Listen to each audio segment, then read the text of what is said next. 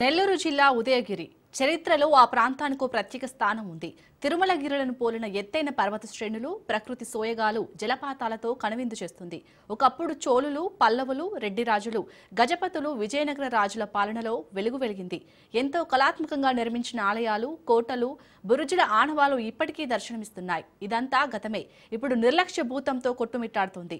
లీడర్ల మాటలు పర్యాటక అభివృద్ధిపై నీటి మూటలుగా మిగిలిపోయాయి.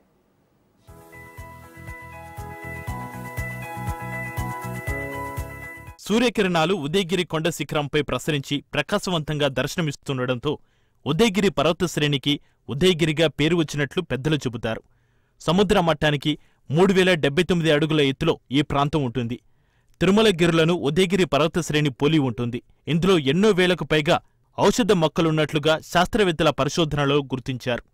ఉదయగిరి దుర్గం కోటలు, ఎత్తైన ప్రాకారాలు, దట్టమైన చెట్లు, పక్షుల కిలకిల రావాలు, గలగలపారే జలపాతాలతో నిండి ఉంటుంది.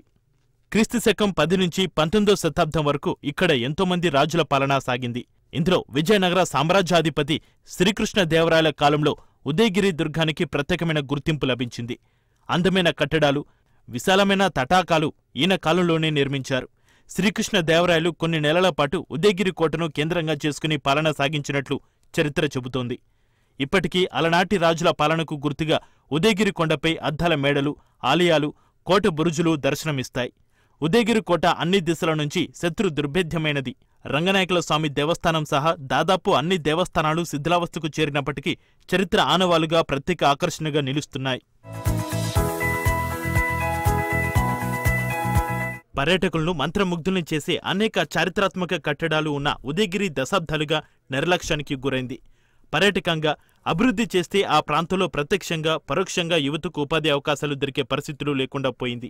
గతంలో ఉదయగిరి నియోజకవర్గాన్ని మకుటలేని మహారాజులుగా పాలించిన నాయకుల మాటలు పర్యాటక అభివృద్ధిపై నీటి మూటలుగా మిగిలిపోయాయి అనడంలో ఎలాంటి అతిశయోక్తి లేదు.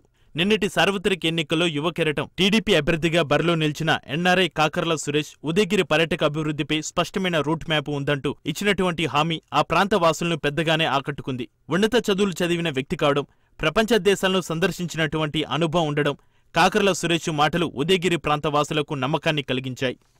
శాసనసభ్యుడిగా బరిలో నిలిచిన సురేష్కు ఉదయగిరి అండగా నిలబడి అఖండ విజయాన్ని సాధించింది. ఎమ్మెల్యేగా కాకర్ల సురేష్ బాధ్యత రెట్టింపైంది. యువనేత నారా లోకేష్కు సన్నిహితమైన శాసనసభ్యులలో కాకర్ల సురేష్ ఒకరిగా ఉండడం ఉదయగిరి పర్యాటక రంగంపై ఆశలు చిగురుస్తున్నాయి. ఉదయగిరి ప్రాంతమంటే నాకు ప్రత్యేకమైన అభిమానమని, ఇక్కడ ప్రజలన్నా అంతే ఇష్టమని ఎంపీ వేమిరెడ్డి ప్రభాకర్ రెడ్డి అనేక వేదికలపై ఉదయగిరిపై తన అభిప్రాయాన్ని తెలియజేశారు. ఢిల్లీలో మంచి పలుకుబడి కలిగిన ఎంపీ వేమిరెడ్డి ప్రభాకర్ రెడ్డి, రాష్ట్రస్థాయి నేతలతో సఖ్యతగా మెలిగే ఎమ్మెల్యే కాకర్ల ప్రణాళికబద్ధంగా ముందుకెళ్లి ఉదయగిరి పర్యాటక అభివృద్ధికి ఆలోచనలు చేస్తున్నారట. రాష్ట్రంలో పర్యాటక రంగాన్ని అభివృద్ధి చేసి విదేశీ పర్యాటకుల సంఖ్యను రెట్టింపు చేసేందుకు కూటమి ప్రభుత్వం నడుం బిగించింది. కొద్ది రోజుల క్రితమే కడప జిల్లాలో గండికోట, గార్జు ప్రాంతాల అభివృద్ధికి కేంద్ర ప్రభుత్వం సాస్కీ పథకం ద్వారా అభివృద్ధి చేసేందుకు అడుగులు ముందుకు పడ్డాయి.